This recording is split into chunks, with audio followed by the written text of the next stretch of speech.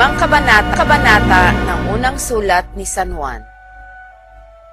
Ang sinumang nananampalataya na si Jesus ay siyang Kristo, ay ipinanganak ng Diyos, at ang ibig sa nanganak ay umiibig din naman sa ipinanganak niyaon. Dito'y ating nakikilala na tayo'y nagsisiibig na anak ng Diyos, pagka tayo'y nagsisiibig sa Diyos at tinutupad natin ang kanyang mga utos. Sapagkat ito ang pag-ibig sa Diyos, na ating tuparin ang kanyang mga utos, at ang kanyang mga utos ay hindi mabibigat. Sapagkat ang sinumang ipinanganak ng Diyos ay dumadaig sa sanlibutan, at ito ang pagtatagumpay na dumadaig sa makawid ay ang ating pananampalataya. At sino ang dumadaig sa sanlibutan? Kundi yaong nananampalatayang si Jesus ay anak ng Diyos. Ito yaong naparito sa pamamagitan ng tubig at dugo. Sa makatwid ay si Jesucristo, hindi sa tubig lamang, kundi sa tubig at sa dugo.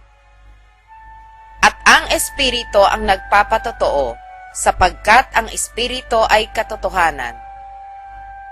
Sapagkat may tatlong nagpapatotoo, ang Espiritu, ang tubig, at ang dugo, at ang tatlo ay nagkakaisa. Kung tinatanggap natin ang patotoo ng mga tao, ay lalong dakila ang patotoo ng Diyos, sapagkat ito ang patotoo ng Diyos, na siya'y nagpapatotoo tungkol sa kanyang anak. Ang nananampalataya sa anak ng Diyos ay may patotoo sa kanya. Ang hindi nananampalataya sa Diyos ay ginagawang isang sinungaling ang Diyos, sapagkat hindi sumampalataya sa patotoo na ibinigay ng Diyos tungkol sa kanyang anak. At ito ang patotoo, na tayo'y binigyan ng Diyos ng buhay na walang hanggan, at ang buhay na ito ay nasa kanyang anak. Ang kinaroroonan ng anak ay kinaroroonan ng buhay. Ang hindi kinaroroonan ng anak ng Diyos ay hindi kinaroroonan ng buhay. Ang mga bagay na ito ay isinulat ko sa inyo upang inyong maalaman na kayo'y mayroong buhay ang hanggan. Sa makatwid ay sa inyong nananampalataya sa pangalan ng anak ng Diyos. At ito ang nasa ating pagkakatiwala sa Kanya, na kung tayo'y humingi ng anumang bagay na ayon sa kanyang kalooban, ay dinidinig tayo niya.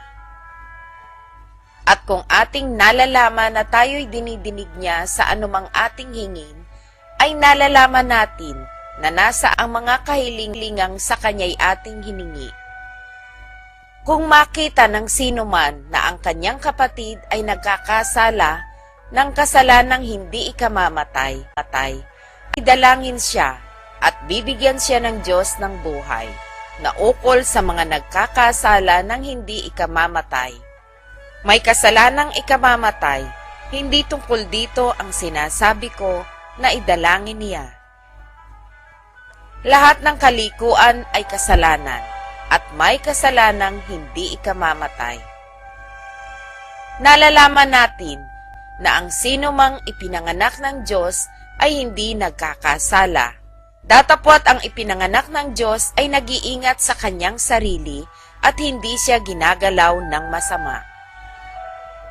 Nalalaman natin na tayo'y sa Diyos at ang buong sanglibutan ay nakahilig sa masama.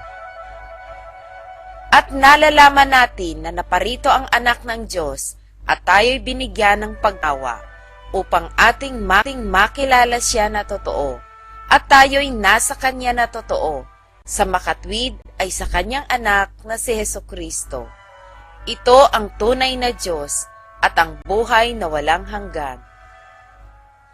Mga anak ko, mag-ingat kayo sa mga Diyos-Diyosan.